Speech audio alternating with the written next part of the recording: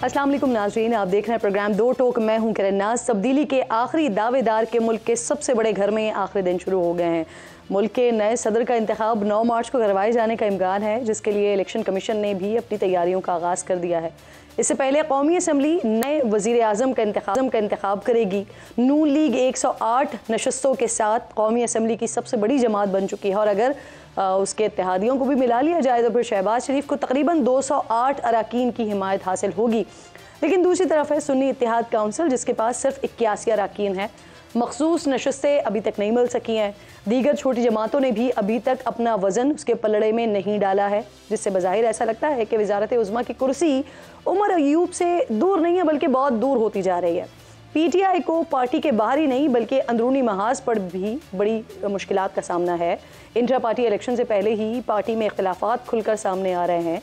PTI ने senior नायब सदर शेर अफजल मरवत को शो कॉज नोटिस जारी कर दिया है, और उसकी वजह उनके वो इल्ज़ामात बने हैं जो उन्होंने बैरिस्टर गौहर पर आयद किए थे। हैरान कुन तौर पर बानी PTI की जानिब से चेयरमैनशिप के लिए नामजद उम्मीदवार बैरिस्टर अली जफर, इन्होंने भी चेयरमैन बनने से माजरत कर ली है। अब इसकी वजह क्या है, ये तो ऑब्वियसली बैरिस्टर जफ़र ही बेहतर तरीके से बता सकते हैं, लेकिन इस फैसले पर पार्टी के सीनियर नायब सदर शेर अफजल मरवत भी बड़े हैरान हैं, और वो ये कह रहे हैं कि कल तक तो बैरिस्टर अली जफ़र अपनी नामजदगी पर मुबारकबादें वसूल कर रहे थे। अच्छा नाज़रीन, पार्टी की चेयरमैनशिप से माजरत करने वाले अली जफ़र ये पहले रहनुमा नहीं है। इससे पहले सीनियर कानूनदान हामिद खान भी चेयरमैनशिप से माजरत कर चुके हैं, और इस बात का इंकशाफ कल मेरे ही प्रोग्राम में शुएब शाहीन साहब ने किया था। अली जफर ने माजरत कर ली है जो भी ये चेयरमैन। तो ये पहले दिन जिस दिन बात हुई थी उस दिन भी हामिद खान साहब को फर्स्ट ऑफर हुई थी। हामिद खान साहब ने माजरत की थी, फिर गौहर साहब का नाम आया था। तो PTI के लिए एक और अहम महाज पंजाब का है, लेकिन वहाँ के लिए भी कोई हिकमत अमली तो दिखाई नहीं देती है। PTI ने वज़ीर आला पंजाब के लिए मियां असलम इकबाल को नामजद किया, लेकिन वो अब तक हलफ उठाने ही नहीं आए। पंजाब असेंबली में नून लीग के मलिक अहमद खान 224 वोट लेकर बासानी स्पीकर मुंतखब हो गए, जिसके बाद ऑब्वियसली नामजद वज़ीर आलम मरियम नवाज की कामयाबी भी यकीनी हो चुकी है। सिंध में भी आज 9 मुंतखब अराकीन ने हलफ उठा लिया है। GDA, सुन्नी इत्तेहाद काउंसिल और जमात इस्लामी ने इजलास का बॉयकॉट किया है और हलफ लेने से इनकार किया है। ऑपोजिशन इत्तेहाद ने असेंबली के बाहर और दीगर मकामात पर एहतजाज भी किया, जिस पर पुलिस ने शेल बरसाए, कई लोगों को गिरफ्तार भी किया गया, खवातीन पर तशद्दुद किया गया, बालों से घसीट कर पुलिस वैन्स में धकेला गया। पुलिस के बदतरीन रवैये पर तनकीद हो रही है। यकीनन जिस अंदाज में गर्दनों से पकड़कर खवातीन को मारते हुए ले जाया गया है वो काबिल मजम्मत है। इसका कोई हल निकालना चाहिए। ताकत का इस्तेमाल वाहिद हल नहीं होता है। इसके अलावा नाज़रीन, बलूचिस्तान और खैबर पख्तूनख्वा असेंबली के इजलास भी 28 फरवरी को तलब किए गए हैं। इस तमाम सूरत हाल पर बात करने के लिए आज मेरे मोअज़्ज़ज़ मेहमान मेरे साथ मौजूद होंगे। सबसे पहले आगाज़ में अली मोहम्मद खान साहब पाकिस्तान तहरीक इंसाफ से मेरे साथ मौजूद हैं। बहुत शुक्रिया अली साहब। सबसे पहले तो ये फरमाइए, कौमी असम्बली में पार्टी पोजीशन वाज़े तौर पर सामने आ गई है। नून लीग सबसे बड़ी जमात बनी है। सुन्नी इत्तेहाद काउंसिल 81 अराकीन के साथ दूसरे नंबर पर हैं। ये तादाद हतमी है या कुछ और लोग भी हैं जिन्होंने शामिल होना है? क्योंकि कुछ खबरें आई थी कि बैरिस्टर गौहर और उमर अयूब साहब ने सुन्नी इत्तेहाद काउंसिल में शमूलियत इख्तियार नहीं की है और वो इंट्रा पार्टी इलेक्शन लड़ेंगे। जी बहुत शुक्रिया। बिस्मिल्लाहिर्रहमानिर्रहीम। अल्लाहुम्मा सल्लि व सल्लिम मुबारक अला सय्यिदिना मोहम्मद व अला मोहम्मद। जी कुछ जो हमारे दोस्त हैं उन्होंने अभी शमूलियत नहीं की क्योंकि वो इंट्रा पार्टी इलेक्शन में उनका लड़ने का एक इरादा है, और ये मजीद बढ़ेंगी क्योंकि हमारी जो रिजर्व सीट्स हैं उन्होंने भी आना है। और असल में तो देखें, एक्चुअल मैंडेट तो ये है ही नहीं जो इस वक्त नजर आ रहा है। 175 से 180 के बीच में तहरीक इंसाफ की सीटें हैं जिन पर डाका पड़ा है, और ये बड़े वैसे अफसोस की बात है क्योंकि जिस पार्लियामेंट की इब्तिदा ही मैंडेट पे डाके से शुरू हो उसके लिए दुआ ही कर सकते हैं। मेरी तो दुआ है क्योंकि मैं इस पार्लियामेंट का पार्लियामेंट्री अफेयर्स का मिनिस्टर रहा हूँ इमरान खान साहब की जो है उनकी हुकूमत में। मेरी दुआ है कि ये पार्लियामेंट 5 साल पूरे करे और कोई ऐसा भी वजीर आजम आए जो 5 साल अपने पूरे कर ले। लेकिन अगर आप चोरी शुदा मैंडेट पे आएंगे तो बहुत से सवालिया निशान है, और उसका आप देख रहे हैं सिंध में जो रिएक्शन आ रहा है, पंजाब में आप देख रही हैं, अभी मरकज में इजलास बुलाया जाना है। तो ये सारी चीजें बहुत ही सवालिया निशान है। मुझे वैसे दिली तौर पर सियासी कारकुन जिस चीज का दुख है वो ये नहीं है कि हमें हमारा मैंडेट, जाहिर है वो तो है कि हमारे मैंडेट पे डाका पड़ा है। मुझे दुख इस चीज का है कि 8 फरवरी एक बेहतरीन मौका था तमाम मसले मसाइल के ऊपर एक मरहम, सियासी मरहम रखने का और आगे जाने का। वो मौका शायद हम गवा गए हैं। नहीं अली साहब, आप कह रहे हैं कि सीटें अभी बढ़नी हैं, लेकिन जिन मखसूस नशिस्तों के हवाले से आप बात करें, वो मखसूस नशिस्तों का मामला अभी लटका हुआ है। खबरें ऐसी आ रही हैं कि सुन्नी इत्तेहाद काउंसिल ने इलेक्शन कमीशन में मखसूस नशिस्तों के लिए फहरिस्ती जमा नहीं करवाई, कागजात ही जमा नहीं करवाए, और अब चूंकि वक्त खत्म हो चुका है इस प्रोसेस का, तो अब जो नशिस्तें खाली हैं वो खाली ही रहेंगी, किसी को अलॉट नहीं की जाएंगी। तो फिर आपकी नशिस्तें बढ़ेंगी कैसे? नहीं, वो माजी में ऐसी नज़ीर मौजूद है कि सीटें बाद में जो लिस्ट प्रोवाइड की गई उस पर वो बढ़ाई गई। एक एग्जांपल मेरे ख्याल में जो बलूचिस्तान अवामी पार्टी बाप पार्टी का था, उसका भी शायद कुछ सीटें उनको पख्तूनख्वा में मिली थी। तो इलेक्शन कमीशन माजी में ऐसे नज़ीर मौजूद है कि उन्होंने बाद में सीटें दी हैं। और उसके साथ साथ अगर खुदा न खास्ता, वैसे तो होना ही चाहिए कि इलेक्शन कमीशन ऑफ पाकिस्तान इंसाफ से काम ले और सबसे बड़ी जमात जो रिप्रेजेंटेटिव है पाकिस्तान की बहुत गालिब अक्सरियत का, उसकी खवातीन को उनको महरूम ना किया जाए और अक़लियती मेंबरान को भी। लेकिन खुदा न खास्ता अगर ऐसा होता है तो फिर हम अदालतों में जाएंगे, अपनी फाइट हम करेंगे और हम पुरुमीद हैं इंशाल्लाह रिजर्व सीट्स मिलेंगी इंशाल्लाह। अच्छा, आप कह रहे हैं कि आपको रिजर्व सीट्स मिलेगी, आप लोग इसके लिए पुरुमीद हैं। सर ये फरमाइए, पीटीआई ने बैरिस्टर गौहर के खिलाफ बयान देने पर शेर अफजल मरवत साहब को दिया है आज एक शो कॉज नोटिस जारी किया है। इससे पहले भी बैरिस्टर गौहर के हवाले से भी और रऊफ हसन के हवाले से वो इल्जामात भी लगा चुके हैं, उस पर भी शो कॉज दिया गया था। क्या उन्होंने इसका कोई जवाब दिया?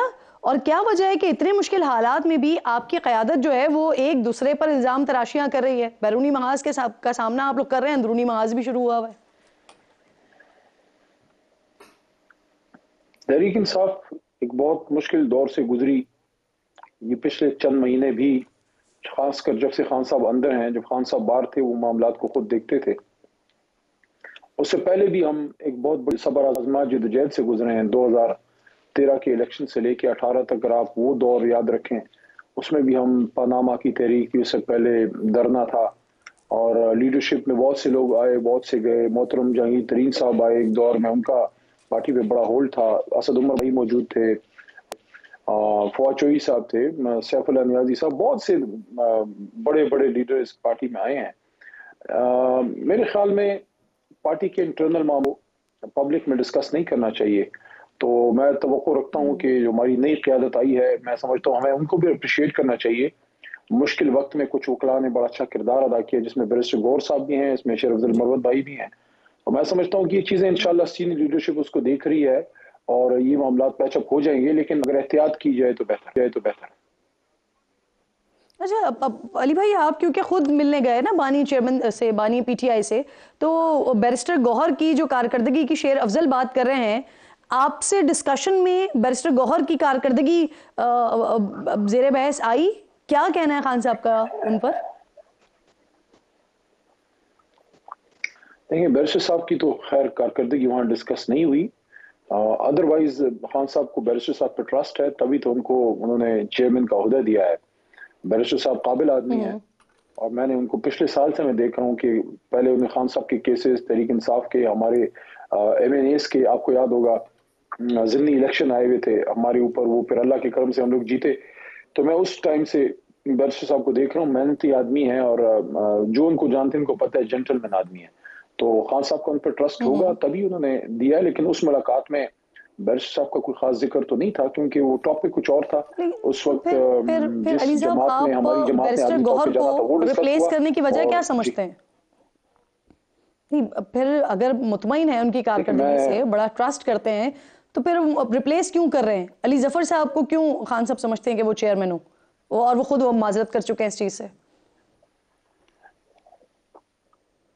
दो बातें हैं इसमें। एक तो मैं मुनासिब नहीं समझता कि मैं पार्टी के अंदरूनी मामलात पे, क्योंकि ये हमारी इंटरनल कंजम्पशन की चीज़ें होती हैं, अंदर आप बात इस पे करते हैं।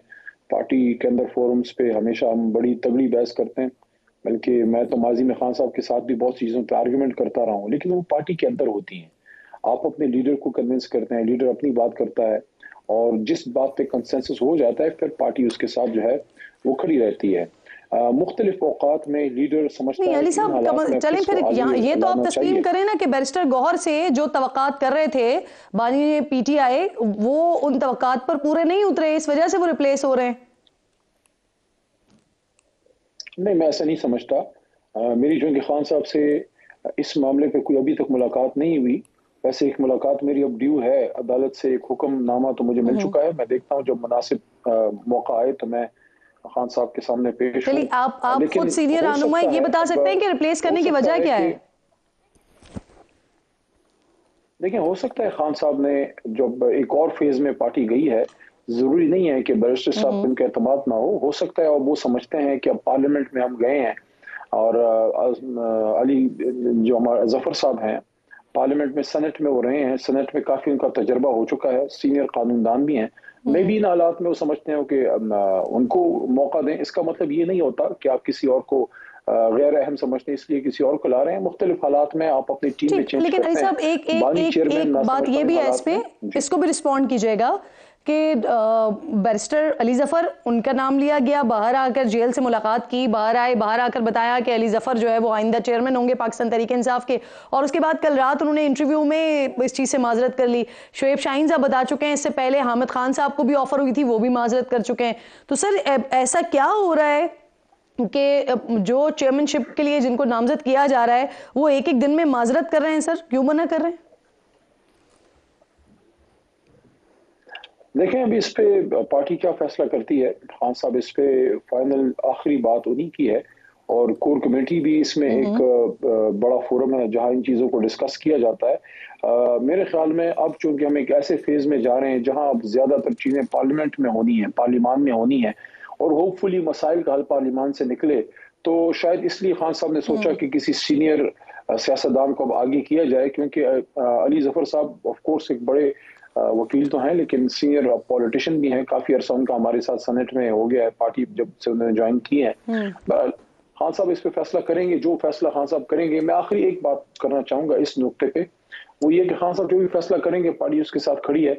मैं अपनी तमाम लीडरशिप और जितने भी हमारे लोग हैं उनसे यही मेरी रिक्वेस्ट होगी कि ये वक्त ओहदों पे फोकस करने का नहीं है, ये वक्त खान साहब और तहरीक के साथ जुड़ के रहने का है। जिसको खान साहब मुनासिब समझेंगे उसको वो ओहदा दे देंगे। लेकिन अली भाई, इस मुश्किल में कोई भी सीनियर रहनुमा पीटीआई की कप्तानी के लिए नजर नहीं आता ना तैयार। तो अब बैरिस्टर अली जफर साहब जब वो माजरत कर रहे हैं तो फिर कौन होगा? और ऑब्वियसली ये क्योंकि जेल से जब बाहर मुलाकात करके आए तो उनसे मुशावरत और उनकी रजामंदी से ही इतनी बड़ी अनाउंसमेंट की गई होगी। तो अब अगर कोई भी खड़े होने के लिए तैयार नहीं है तो अली जफर के बाद कौन है अगला?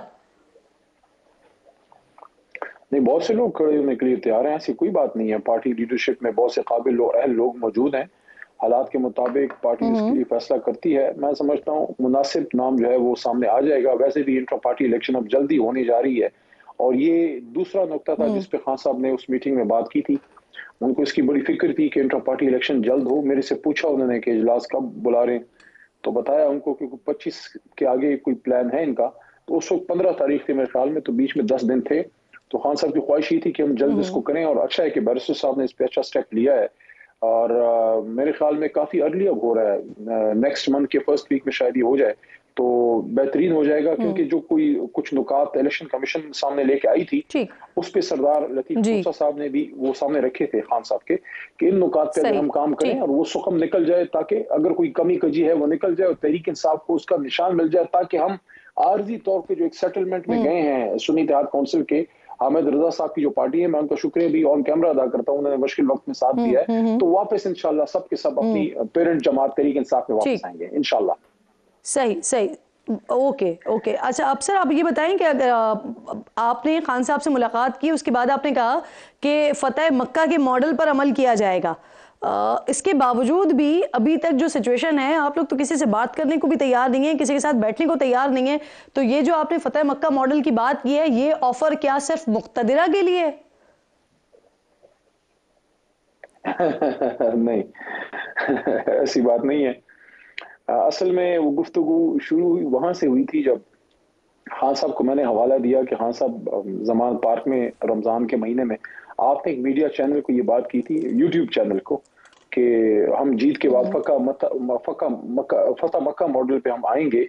उनसे पूछा गया था कि आप कोई इख्तिदार में आके कोई इंतकाम की तो नहीं करेंगे, तो खान साहब ने कहा नहीं, हम फतह मक्का में जिस तरह हुजूर नबी करीम सल्लल्लाहु अलैहि वसल्लम, हम उनके पैरों की खाक भी नहीं है, लेकिन हम उनको फॉलो करेंगे, हम किसी से जाती इंतकाम नहीं लेंगे। फिर खान साहब ने एक स्टेप आगे जाके ये बात की कि जिस तरह नेल्सन मंडेला ने, और उन्होंने ये भी कहा कि गैर मुस्लिमों ने हमारे नबी पाक सल्लल्लाहु अलैहि वसल्लम को फॉलो करके अपने कौमों को आगे लेके गए हैं, तो उन्होंने फिर नेल्सन मंडेला साहब की एग्जांपल दी कि उन्होंने ट्रुथ एंड रिकंसिलिएशन कमीशन कायम किया। तो खान साहब की सोच ये है कि अगर हम पावर में आते हैं, क्योंकि अभी भी मैंडेट हमारा ही है, पूरी कौम इसकी गवाह है, तो अगर हम पावर में आते हैं तो खान साहब का कोई इरादा किसी से सियासी इंतकाम लेने का नहीं है। हाँ, जिसने कोई ज्यादती की है वो कानून के सामने पेश होगा, अदालत से उसको अगर कोई सजा होती है। हमने यूट्यूब पे जो बात की रिकंसिलिएशन की, रमजान में अभी थोड़े दिनों पहले आसिफ अली जरदारी साहब ने जब ये आखिरी प्रेस कॉन्फ्रेंस हुई है तमाम सियासी जमातों के रहनुमाओं की, उसमें उन्होंने कहा कि रिकंसिलिएशन में पाकिस्तान तहरीक इंसाफ भी शामिल है, लेकिन आप लोगों ने कैटेगोरिकली बता दिया कि आप तो उनमें से किसी जमात के साथ बात करने को तैयार नहीं है, बैठने को तैयार नहीं है। नहीं, इसमें प्लीज एक फर्क को समझने की कोशिश कीजिएगा। हमने कभी भी किसी जमात के साथ मुल्की मसाइल पे बैठने से इनकार नहीं किया, उसी के लिए तो पार्लियामेंट में आ रहे हैं। हाँ, एक चीज से इनकार किया, वो ये है कि पीपल्स पार्टी या नून लीग के साथ मिलकर हुकूमत बनाना हमें कबूल नहीं है, क्योंकि हम ये समझते हैं कि दोनों जमातें जो बड़ी हैं, अब तो खैर सबसे बड़ी जमात तहरीक इंसाफ है, लेकिन बहरहाल ये दोनों बड़ी जमातें और part of the problem, they are not part of the solution. 1985 से लेके आज तक मुशर्रफ साहब का दौर निकाल के बाकी तो यही लोग हुकूमत में रहे हैं, तो पाकिस्तान की इकॉनमी के अलावा और हमारे अखलाकी मसाइल, इदारोजाती मसाइल, मेरिट की खिलाफ वर्जी, करप्शन, सारी चीजें इनके दौर में हुई हैं। आप लोग माशी मसाइल को समझने की बात कर रहे हैं, लेकिन उसके साथ साथ पीटीआई IMF को खत लिखने की बात करती है, ऐलान किया जाता है आप लोगों की तरफ से, फिर खामोशी छा जाती है, कुछ पता नहीं चला उस खत का क्या हुआ। अली भाई, लिख दिया है IMF को खत? देखिए, अच्छा आपने ये सवाल किया, इसकी भी वजाहत हो जाए। पहली बात तो ये है कि इमरान खान साहब वो आदमी जो सन 71 से 1971 से पहला जब मैच खेले थे, 17-18 साल शायद इनकी उम्र थी या 21 साल थी, तब से लेके आज तक आधी सदी बीत गई है। ये आदमी इस सब जलाली परचम को अपने हाथ में ऊंचा किए पाकिस्तान के लिए लड़ रहा है, हर मैदान में लड़ रहा है, और अपने बदन में गोलियां खाए बैठा है पाकिस्तान के लिए, पाकिस्तान जिंदाबाद कहता है। सवाल ही पैदा नहीं होता कि इमरान खान साहब या उनकी जमात तहरीक इंसाफ या हम लोग पाकिस्तान की रियासती सलामती या उनके पाकिस्तान के इंटरेस्ट पे इतना भी हम उस पर कोई कॉम्प्रोमाइज करें या किसी को करने दें। अब ये जो एक नुक्ता सामने आया है, इस पे कल ये बात वैसे बहुत जरूरी है ताकि सामने आए। कल मैंने ARY पे भी शायद ये बात की थी, अनीका निसार साहिबा के प्रोग्राम में, कि हमारे सीनियर वकील खैबर पख्तूनख्वा से काजी अनवर साहब, उन्होंने कल कोर कमेटी को ब्रीफिंग देते हुए ये बताया, वो उस मीटिंग में मौजूद थे जिसमें खान साहब ने जिक्र किया कि जब हमारी हुकूमत थी, जब इमरान खान साहब वजीर आजम थे, तो IMF इस शर्त पे उन्होंने सपोर्ट करने की कि हमसे उन्होंने जमानत ली थी कि अगर आप इस बात पे यकीनी बनाते हैं कि आपके नीचे अगर इलेक्शन होगा वो साफ शफाफ ट्रांसपेरेंट होगा तो तब पाकिस्तान को मदद मिलेगी। उन्होंने कहा बिल्कुल, इसमें हमने तो एश्योरेंस दी थी इनको कि ये सारी बातें कल शुएब शाहीन साहब भी मेरे प्रोग्राम में आए थे, वो भी डिस्कस करके गए। अली भाई, मुझे बताइए कि खत लिखा है नहीं लिखा? देखें, उसके नुकात को देखा जाएगा, मेरी मालूमात के मुताबिक अभी तक शायद नहीं लिखा, लेकिन अगर लिखा भी जाएगा तो उसमें उस एश्योरेंस का हवाला होगा कि हमसे तो आपने एश्योरेंस ली थी कि आपने ये यकीनी बनाया कि इलेक्शन जो है आज़ाद शफाफ हुआ है। और ये मैं समझता हूं कि बहुत बुनियादी बात है कि पाकिस्तान में इलेक्शन आज़ाद शफाफ हो, और एक ऐसे इदारे से जिससे आप फाइनेंशियल एड ले रहे हैं या तो कोई गैर मुल्की ममालिक हो, उसके बिल्कुल हम खिलाफ हैं। किसी गैर मुल्क को हमारे मुल्क के अंदर इंटरफेरेंस का कोई हक नहीं है। ये हमारा बुनियादी नारा था जिसकी वजह से हमने अपनी हुकूमत कुर्बान की है। इसी नुक्ते पे तो हुकूमत हमारी गई है। ठीक है, अली मोहम्मद खान साहब, बहुत बड़े आपकी मालूमात के मुताबिक IMF को अभी तक जिस खत लिखने की बात की जा रही थी कल PTI की हलकों की तरफ से, अभी तक नहीं लिखा गया। बहुत शुक्रिया आपका। प्रोग्राम में एक छोटे सा ब्रेक लीजिए, ब्रेक के बाद वापस आते हैं। तो कराची में आज सारा दिन जो कुछ होता रहा है सिंध असेंबली के बाहर, उस पर बात करने के लिए हाफिज़ नईमुर रहमान साहब जमात इस्लामी से मेरे साथ मौजूद होंगे और पाकिस्तान पीपल्स पार्टी का पॉइंट ऑफ व्यू भी इसमें शामिल करेंगे ब्रेक के बाद।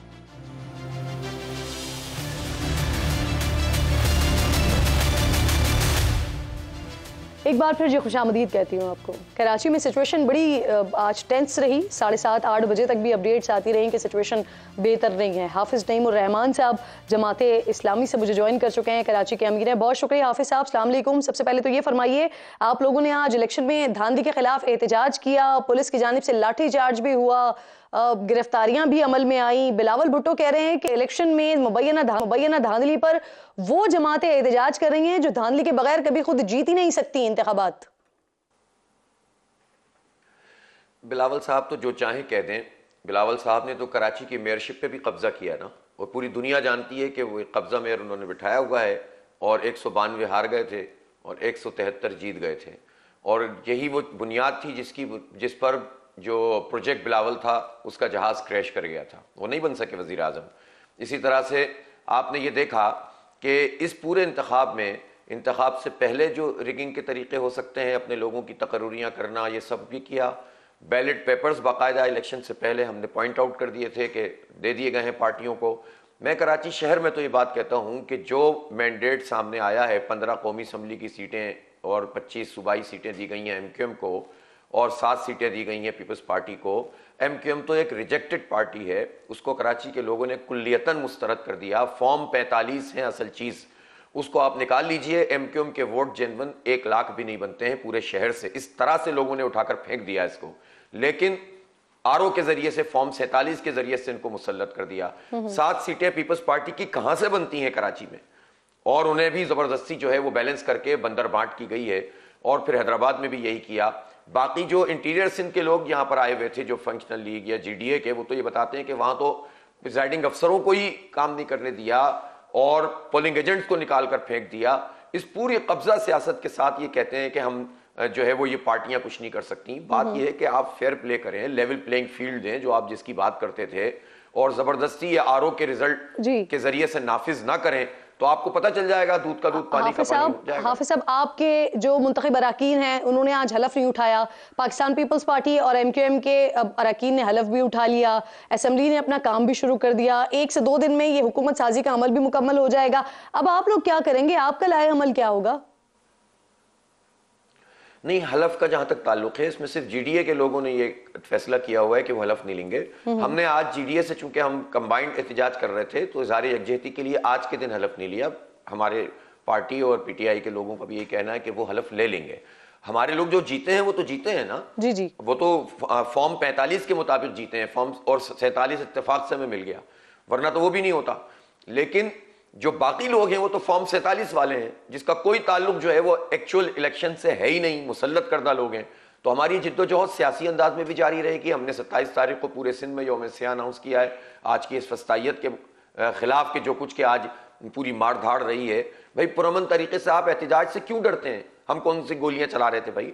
आपने ऐसा कॉर्डन ऑफ कर दिया। अच्छा हाफिज साहब, जैसे कि आप कह रहे हैं कि आपने इज़हार यकजहती के लिए आज हलफ नहीं लिया, हलफ तो आप उठाएंगे, तो पाकिस्तान तहरीके इंसाफ के जो हिमायत याफ्ता रखते हैं उनके हवाले से भी आपकी नॉलेज में है, वो भी इसी प्रैक्टिस पर होंगे? वो भी आज इज़हार यकजहती के लिए उन्होंने हलफ नहीं लिया और आगे वो हलफ लेंगे? जी देखें, जहां तक मेरी सीट का ताल्लुक है ना, वो तो मैंने अवेल नहीं की है ना, इसलिए कि मैंने बताया है कि वो सीट में 1400 वोट से हार गया। मेरे 30,000 वोट थे, और मेरे जो PTI के आज़ाद उम्मीदवार थे उनके वोट जो है ज़्यादा थे, वो तो मैंने छोड़ दी है, उसको तो मैं नहीं जाऊँगा। लेकिन जो हमारे मोहम्मद फारूक हैं जो जीत गए हैं फॉर्म 45 के मुताबिक भी, 47-48 के मुताबिक भी, तो नोटिफिकेशन भी हो गया, वो हलफ लेंगे। तो और इसी तरह PTI से मुताल्लिक़ भी मेरी मालूमात यही है कि वो भी हलफ लेंगे। लेकिन जाहिर है चूंकि हम आज कंबाइंड एहतजाज कर रहे थे, तो आज के दिन हमने ये हलफ नहीं लिया, हमारे मेंबरान ने, कर लेंगे इंशाल्लाह। जी अच्छा सर, 27 फरवरी को ऑपोजिशन इत्तेहाद ने यौम सियाह का ऐलान किया है। सफदर अब्बासी कह रहे हैं कि इस निज़ाम को चलने नहीं दिया जाएगा। कैसे नहीं चलने देंगे हाफिज साहब? अब तो सब कुछ हो गया है, आज आप लोगों को सही तरीके से एहतजाज नहीं करने दिया जा रहा, कल हुकूमत बन जाएगी तो वो इससे ज्यादा इसका रिएक्शन आ सकता है आप लोगों के लिए। सर देखें ना, ये जो आज इन्होंने एहतजाज नहीं करने दिया, यही इनकी कमजोरी है ना भाई। अगर ये आने देते, एहतजाज करते, एक सर्टेन जगह पर चीजें तय हो जाती, वहां पर हम एहतजाज करते, तो इनको क्या तकलीफ थी? ये इतने खौफजदा हैं, और ये गिल्टी कॉन्शियस है ना हुकूमत का, पीपल्स पार्टी का और MQM का। ये गिल्टी कॉन्शियस है कि जो सामने आ रहा है कि आप एहतजाज से खौफजदा हो रहे हैं। तो भाई एहतजाज करना हमारा जमहूरी हक है ना। हम तो कोई गोलियां नहीं चला रहे थे। इसी तरह से कानूनी हक भी इस्तेमाल करेंगे, अदालतों का भी रुख करेंगे, ECP में हमारा केस मौजूद है। हम अपने मैंडेट को तो गिव अप नहीं कर सकते इसलिए कि जबरदस्ती उन्होंने मुसल्लत कर दिया है। ये तो इन लोगों की, देखें ये हुकूमत चलने वाली तो नहीं है, ये जो मांगे तांगे का और मुसल्लत करदा निजाम ये चलने वाला नहीं है, ना विफाक की सतह पर चलेगा ना सूबों की सतह पर चलेगा। ये जबरदस्ती का मैंडेट कि जिसमें फॉर्म 47 के मुताबिक चाहे नून लीग हो, चाहे पीपल्स पार्टी, चाहे MQM, इनको मुसल्लत किया गया है, ये अवाम से वोट लेकर आई नहीं है। और ये भानमती का कुनबा जो है वो आप देखिएगा किस तरह ये देखिए, अब हंडिया तो चौराहे जो पे लोग जीत गए हैं सर, उनके नोटिफिकेशन हो गए हैं, हलफ भी उठा लिया है, अब जो होगा वो इलेक्शन ट्रिब्यूनल्स में होगा। आप कितनी नशिस्तों पर ट्रिब्यूनल्स में गए हैं और आपको लगता है कि ये सीटें आपको वापस मिल जाएंगी, वापस ले सकेंगे? क्योंकि सर बल्दियात में भी जिन सीट्स पर आप लोग ट्रिब्यूनल्स में गए थे, आज तक तो उनका फैसला नहीं आया सामने। ये गला सड़ा निजाम है ना, पहले तो इसको तो फिक्स करें ना कि ये गला सड़ा निजाम है। इस पर तो सबका इत्तेफाक है ना, और पूरी कौम का इत्तेफाक है, और पूरी कौम ने इस निजाम के खिलाफ वोट डाला है। अब ये लोग इतना ज़र्फ नहीं रखते कि ये कौम की आवाज़ सुने, बल्कि ये मुसल्लत कर रहे हैं लोगों को। तो पहली बात तो ये है कि निजाम गल सड़ गया, ये चलने वाला नहीं। दूसरी बात ये कि जितनी ये तीनों पार्टियां हैं, इनको मैंडेट नहीं मिला, ये मुसल्लत हुए हैं। अब चाहे इनको नोटिफिकेशन निकाल दिए हों, चाहे इन्होंने हलफ उठा लिए हों, अल्लाह का खौफ नहीं करते कि अल्लाह रसूल का नाम लेकर हलफ लिया और जाली तरीके से आकर बैठ गए। कोई एक ज़मीर वाला इंसान नहीं है, कोई किसी की हया और गैरत और शर्म नहीं है किसी में कि वो आट कर कहता कि नहीं मैंने सीट नहीं जीती, ये चोरी की सीट है। लेकिन बहरहाल इनसे हमें कोई तवक्को भी नहीं है, लेकिन हमें तवक्को अल्लाह की ज़ात पर और अवाम से। और हम ये समझते हैं कि ये हमारा आईनी हक है कि हम इनको बेनकाब भी करें, इनके खिलाफ स्ट्रगल भी करें। और ट्रिब्यूनल्स, अगर ट्रिब्यूनल हो या अदली आला अदालत, तो हम तो सुप्रीम कोर्ट जाएंगे। और हमने आज तक भी आपके साथ होगी। अभी तो जाहिर सी बात है कि हमारा इत्तेफाक राय, देखें कराची में तो वोट जो है ना, या तो जमात इस्लामी को मिला या PTI को मिला, और दोनों का इस पर इत्तेफाक है। ठीक, अच्छा सर, आपने बहुत बड़े पैमाने पर वोट मिला है। आपने ऐलान किया था नहीं भाई कि जल्द जो कराची का मेयर होगा वो जमात इस्लामी से होगा। इलेक्शन से पहले आपने मुर्तजा वहाब के खिलाफ तहरीक अदम एतमाद लाने का भी ऐलान किया था। लाएंगे इंशाल्लाह, और बिल्कुल टिका कर लाएंगे, मिलकर लाएंगे, और अल्लाह ने चाहा तो उसका नतीजा भी निकले। जाहिर सी बात है हमारे पास तो ऑप्शन नहीं है ना इसके। और ये कब तक ला रहे हैं? जितने दोस्त हैं उनसे भी बात करेंगे। अब ये टाइम आज नहीं बता सकता मैं आपको, लेकिन इस पर वर्किंग करेंगे इंशाल्लाह, और पक्का काम करेंगे, आप बेफिक्र रहें। सही, बहुत बहुत शुक्रिया, बहुत बहुत शुक्रिया। हाफिज नईम प्रोग्राम में साथ मौजूद थे। मेयर कराची के हवाले से कह रहे हैं कि अदम एतमाद भी जल्द लेकर आएंगे, और इसके साथ साथ मजीद आगे का लाए अमल, यानी कि हुकूमत को चलने नहीं देना, और उसके लिए जो एहतजाज है और जो इनका लाए अमल है उस पर बात कर रहे थे। पाकिस्तान पीपल्स पार्टी के सीनियर रहनुमा नवीद कमर साहब मेरे इंतहाई मोअज़्ज़ज़ मेहमान मुझे ज्वाइन कर चुके हैं। बहुत बहुत शुक्रिया कमर साहब, अस्सलाम वालेकुम। शुक्रिया जी, वालेकुम। नवीद साहब, सबसे पहले तो सर आज सिंध में अपोजिशन के खिलाफ जो ताकत का इस्तेमाल किया गया, आप सर इसे दुरुस्त समझते हैं? इतनी कमजोर अपोजिशन है, अगर उसे एहतजाज करने दिया जाता तो क्या फर्क पड़ जाता नवीद साहब? नहीं जी, देखें, एहतजाज करना हर एक का डेमोक्रेटिक राइट है, और उस हद तक तो बात दुरुस्त है, लेकिन उसको उस लेवल पर लेके जाना नहीं चाहिए कि नॉर्मल जो डेमोक्रेटिक प्रोसेस है उसमें रुकावट बने। असेंबली में मेंबर्स को जो है वो आसानी से जाने की इजाज़त होनी चाहिए। आप कहीं भी करें, आपकी जो है आवाज़ हर जगह पहुंच जाएगी, लेकिन आके असेंबली का घेराव करके और मेंबर्स को रोकने की कोशिश करना जो है वो एक दुरुस्त अमल नहीं है। तो उस लिहाज से एक प्रीएम्प्टिव मेजर किया गया। हो सकता है कि जाहिर है कि विजुअल्स में कहीं जो है पुलिस एक्सेस नज़र आता है, तो वो हद्दुल इम्कान कोशिश करनी चाहिए कि वो ना हो, लेकिन एक हद तक ही आप एहतजाज कर सकते हैं। इलेक्शंस हैं, इलेक्शन का प्रोसेस है, वो उसमें हमें भी कुछ एतराज़ात हैं, कुछ इन तमाम और पार्टियों को हैं, तो उसके लिए फोरम्स मौजूद हैं जो कि उस सारी चीज़ को देख सकते हैं। तो इसको इस तरह से लेना कि जी क्योंकि हम एहतजाज कर रहे हैं तो हम मेंबर्स को भी रोक सकते हैं या स्मूथ कार्रवाई जो है हाउस की वो नहीं चलने देंगे, तो ये दुरुस्त नहीं है। जो भी करना है, एहतजाज भी अगर होगा तो असेंबली में होगा, या फिर जो इलेक्शन कमीशन वगैरह में जितने भी या ट्रिब्यूनल्स पे चीज़ें जाएंगी तो वहाँ उसका फैसला होगा। नवीद साहब, पीपल्स पार्टी सिंध की सर सबसे बड़ी जमात है, बगैर किसी शराकत के आप लोग वहाँ पर हुकूमत बनाएंगे सर, क्या पीपल्स पार्टी की आप नहीं समझते जिम्मेदारी बनती थी कि एहतजाज करने वालों को साथ बिठाते, उनकी सुन लेते, जिन्होंने हलफ आज नहीं उठाए ऐवान में, उनको लाने के लिए राजी करें सर? नहीं, उनको आना चाहिए और ओथ भी उठाना चाहिए, और किसी को भी including government of the day को ये हक नहीं पहुंचता कि किसी भी एक मेंबर को, चाहे वो एक हो या दो हो या चार हो, उनको बिल्कुल फैसिलिटेट करना चाहिए। मैं इस बात से एग्री करता हूँ, और गवर्नमेंट की जिम्मेदारी बनती है कि उनका सेफ पैसेज जो है वो इंश्योर किया जाए। ठीक है नवीद साहब, जरा थोड़ा सा आगे बढ़ते हैं सर। हुकूमत साजी के लिए पीपल्स पार्टी और नून लीग के दरमियान अब ये मामला अब फाइनलाइज हो गए हैं। क्या वजारत ना लेने का सर पाकिस्तान पीपल्स पार्टी का फैसला हतमी है या तब्दीली इसमें है जल्द मुतवक्के? नहीं, देखें, पहली चीज़ तो ये कि इतना वाज़ेह तौर पे कह दिया गया है कि अब तो बात उससे आगे निकल गई है। तो पीपल्स पार्टी जो है वो काबीना का या हुकूमत का हिस्सा फेडरल गवर्नमेंट में नहीं रहेगी। अलबत्ता बाकी जो पोजीशंस हैं उसके लिए हम अपनी तरफ से कोशिश करेंगे। सेनेट है, प्रेसिडेंसी है, या जो दो सूबाई हुकूमतें हैं, वो डेफिनेटली हम लेंगे और उससे कोशिश करेंगे कि जितनी भी बेहतरी आ सके वो करेंगे। PMLN को फेडरल गवर्नमेंट चलाने का मैंडेट एक हद तक मिला हुआ है, तो हम उनको इन अ वे ओपन फील्ड देनी चाहिए कि वो अपनी पॉलिसीज और अपनी टीम के थ्रू उसको इम्प्लीमेंट करा सकें। नवीद साहब, पाकिस्तान पीपल्स पार्टी आईनी ओहदे लेगी, वजारतें नहीं लेगी, खुद को हुकूमत से अलग रखना चाहते हैं। सर, इसके पीछे सोच क्या है? क्या इसकी एक अहम वजह ये गुज़िश्ता हुकूमत यानी PDM की हुकूमत का एक तजर्बा ये भी है? नहीं, जब हमारी कोalition थी PMLN के साथ और दूसरी पार्टीज JUI वगैरह सबके साथ थी, तो उस वक्त ये एक शिकायत आ रही थी कि जी कोalition का जो बर्डन है वो किसी हुकूमत के लिए संभालना मुश्किल होगा, और अगर हम अकेले होते तो शायद बेहतर कर देते। तो इस वक्त उनको ये अपॉर्चुनिटी मिली है दिखाने की कि वो बेहतर परफॉर्म करें या जो भी पॉलिसीज करें उसकी उनके पास फुल अथॉरिटी भी होनी चाहिए और रिस्पॉन्सिबिलिटी भी होनी चाहिए। सही। अच्छा सर, ये पावर शेयरिंग में ऑलमोस्ट मामलात आपके फाइनलाइज हो गए हैं। क्या ये मामला भी फाइनलाइज हो गया है कि सिंध में जो गवर्नर होगा वो PMLN का नामजद करदा होगा और जो पंजाब में गवर्नर होगा वो पाकिस्तान पीपल्स पार्टी का होगा?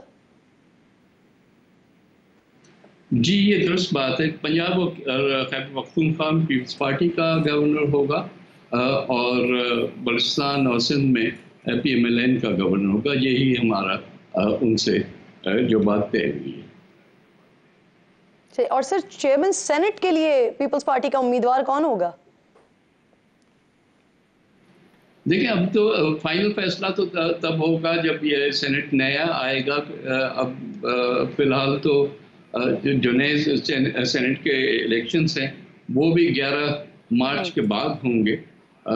एक्सपेक्टेशन ये है कि यूसुफ गिलानी साहब होंगे हमारे कैंडिडेट, बट उस स्टेज पे आके इसको फाइनलाइज किया जाए। सही। अच्छा नवीद साहब, जैसे आप कह रहे हैं कि ये मामलात आपके फाइनलाइज हो गए हैं कि सिंध में जो गवर्नर होगा वो मुस्लिम लीग नून का नामजद करदा होगा, और अगर ये नामजद करदा मुस्लिम लीग नून की तरफ से MQM का कैंडिडेट होता है तो पाकिस्तान पीपल्स पार्टी को इस पर कोई एतराज नहीं होगा? देखिए, हमसे कमिटमेंट जो की गई है वो तो ये है कि जो गवर्नर होगा वो PMLN का होगा, तो उस लिहाज से हम एक्सपेक्ट करेंगे कि PMLN जो है वो अपनी कमिटमेंट पूरी करेगी और अपना ही कोई जो भी उनका कैंडिडेट हो उसको वो प्रपोज करके उसको नोटिफाई करेंगे। और अगर सर ये अगर MQM का होता है तो पाकिस्तान मुस्लिम लीग नून अगर MQM के कैंडिडेट को नामजद करती है गवर्नर के लिए, PMLN ने मैनेज करना होगा ना कि वो किस तरह से सारी चीज को हैंडल करते हैं। लेकिन पीपल्स पार्टी को इस पर कोई एतराज नहीं होगा क्योंकि मामलात फाइनलाइज आपके हो गए हैं। पीपल्स पार्टी की सिर्फ ये पोजीशन है कि जो हमसे कमिटमेंट्स हैं वो पूरी की जाएं, और कमिटमेंट में ये क्लैरिटी है कि PMLN का अपना ही होगा जो भी होगा गवर्नर, वो किसी और पार्टी का नहीं हो सकता। बीवी, इसका बेस्ट सवाल ये PMLN से ही पूछा जाए क्योंकि हमसे उन्होंने ये एग्री किया है। सही, बिल्कुल ठीक सर, क्लियर हो गई बात। सर ये बताइए, बलूचिस्तान में सरफराज बुगटी के हवाले से बात हो रही है, वो होंगे वजारत आला के उम्मीदवार पाकिस्तान पीपल्स पार्टी की तरफ से? देखिए अभी ये फाइनल नहीं हुआ, जैसे ही फाइनल होगा तो ऐलान हो जाएगा ना। अब तो कॉल असेंबली भी कॉल हो गई है मेरा ख्याल 28 तारीख के लिए, तो ये जल्दी इसकी अनाउंसमेंट्स हो जाएंगी। सर मोस्ट फेवरेट यही है वैसे? अभी हम बैठ के हम स्पेकुलेट, ये आप लोगों का काम है ना बैठ के नाम थ्रो अप करना। हम पार्टी के अंदर बैठ के तो ये नहीं कह सकते कि ए होगा और बी नहीं होगा। नवीद साहब खबरें आ जाती हैं इस वजह से, तो आप लोग तो कंफर्मेशन के लिए होते हैं ना, तो इसलिए आपसे पूछ लेते हैं। सर ये बताइए, पीडीएम ने मौलाना फजल रहमान साहब का बड़ा जी हाँ। जी जी जी सर आप कंप्लीट कीजिए प्लीज। नहीं, मैं कह रहा था कि वो इस पे मैं स्पेकुलेट नहीं करूंगा ना कि कौन होगा कैंडिडेट और कौन नहीं होगा। ये प्योरली स्पेकुलेशन ही होगी ना, कि पार्टी का फाइनल फैसला जब तक नहीं होता तब तक नहीं कह सकते, कोई भी हो सकता। ठीक, क्लियर सर, क्लियर, बिल्कुल क्लियर हो गया आपकी तरफ से, अभी तक नहीं हुआ। बिल्कुल ठीक सर। ये बताइए, मौलाना फजल रहमान साहब बड़ा इंपॉर्टेंट रोल उन्होंने प्ले किया जिस वक्त ये पीडीएम बनी, देन पीडीएम की हुकूमत बनी। इस मरतबा पाकिस्तान पीपल्स पार्टी और नून लीग दोनों ही के फॉर्मूले में मौलाना फजल रहमान साहब नहीं है शामिल, इसकी सर बेसिक वजह क्या है? मुझे नहीं मालूम, क्योंकि ये मौलाना साहब का अपना फैसला था कि वो अपोजिशन के बेंचेस पर बैठेंगे। वो अपनी सियासत को उस लिहाज से समझते हैं कि वो बेहतर होगी अगर वो अपोजिशन बेंचेस पर बैठे। इसमें पीपल्स पार्टी का या to that extent even PMLN का कोई रोल नहीं है। मेरा ख्याल है कि पीएमएलएन ने शायद कोशिश भी की थी कि मौलाना साहब राजी हो जाए, लेकिन वो ना हुए, तो अब वो अपोजिशन में होंगे। लेकिन सर मौलाना साहब को तो एतराज ये भी है ना कि उनको राब्ता ही नहीं किया गया, ना आपकी तरफ से राब्ता किया गया, ना पीएमएलएन की तरफ से राब्ता किया गया। नहीं, हम तो हुकूमत बना नहीं रहे, तो हम किससे राब्ता कर रहे हो, क्यों कर रहे?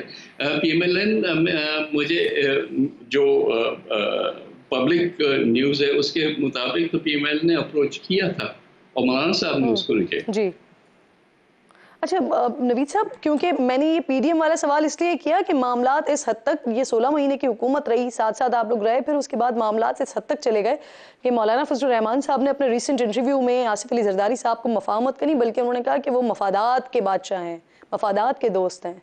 इस पर कॉमेंट करना चाहेंगे?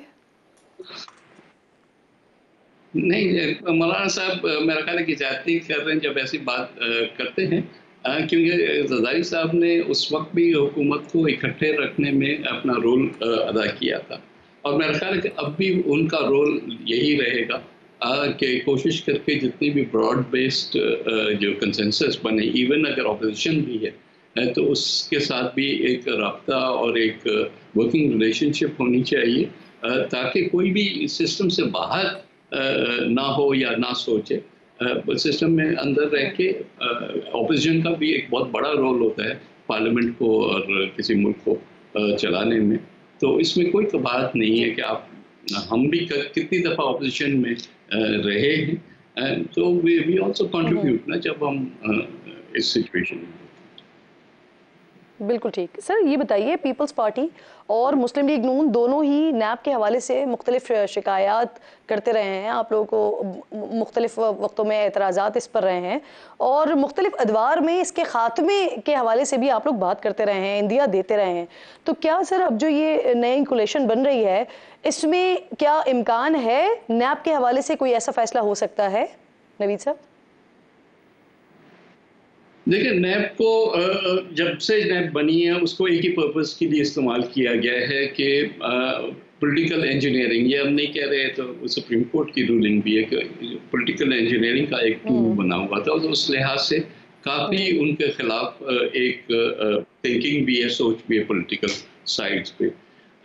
देखिए, अब वो विक्टिमाइजेशन और लोगों को जेलों में बंद करना, और ये इससे कोई मुल्क आगे नहीं बढ़ता। आपने देखा कि नैब की वजह से हमारी जो है डिसीजन मेकिंग, चाहे वो ब्यूरोक्रेसी के लेवल पे हो या पॉलिटिकल लेवल पे हो, वो भी बहुत मुश्किल हो गई, और उससे बेहतर हो कि जो सरमायाकार हैं, जो बिजनेसमैन हैं, उनकी भी शिकायत थी कि उनको हर वक्त जो है वो हरासा किया जाता था और पर्सनल फ़ायदों के लिए चीज़ें होती थी। तो नैब का रोल तो बहुत नेगेटिव रहा है। अब नैब को एलिमिनेट करना है या उसको कम से कम किसी दायरे के अंदर रख के चलाना है, ये तो गवर्नमेंट ने करना होगा, विच इज़ बेसिकली शहबाज शरीफ साहब और उनकी कैबिनेट ने फैसले करना है। ठीक, अच्छा सर, सुन्नी इत्तेहाद काउंसिल को मखसूस नशिस्तें मिलनी चाहिए? देखें, अगर टेक्निकली लीगली जो भी चीज़ पॉसिबल वो होनी चाहिए। किसी को भी दीवार के साथ लगाने से हुकूमत चलाना भी उस हद तक मुश्किल होता है। अब क्या फैसला इलेक्शन कमीशन कहती है, क्योंकि ये किसी पॉलिटिकल पार्टी के उसमें दायरे में नहीं आता, ये इलेक्शन कमीशन का ही दायरा है या उसकी अपीलें फिर सुप्रीम कोर्ट होती है, तो वहाँ पे ये फैसले होंगे।